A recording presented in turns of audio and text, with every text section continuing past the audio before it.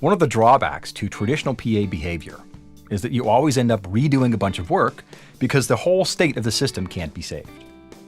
That's because all the speakers aren't networked with the mixer that knows what's going on.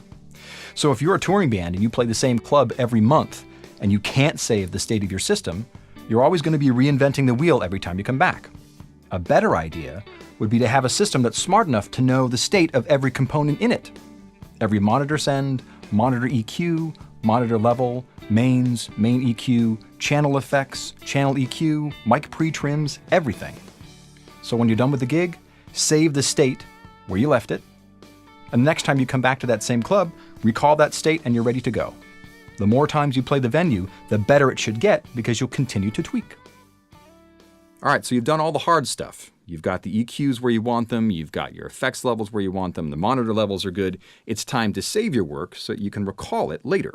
So the M20d actually has two sets of files to help you do that. We have what's called setups and we have scenes.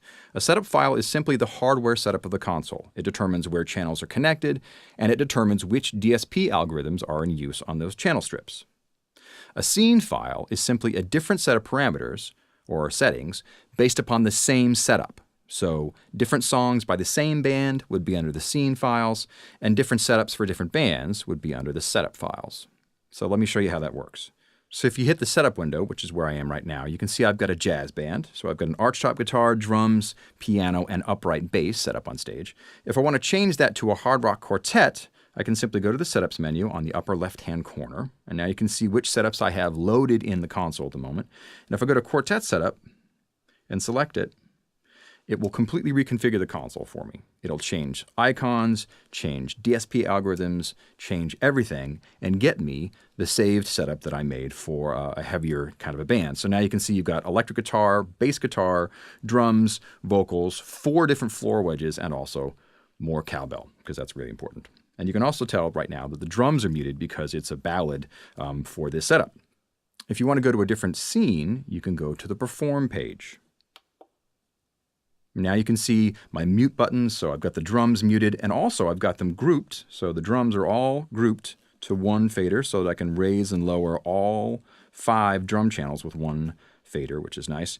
And they're muted right now because it's a ballad, so if I want to basically change to a different song, I hit the Scenes button, which is in the same place.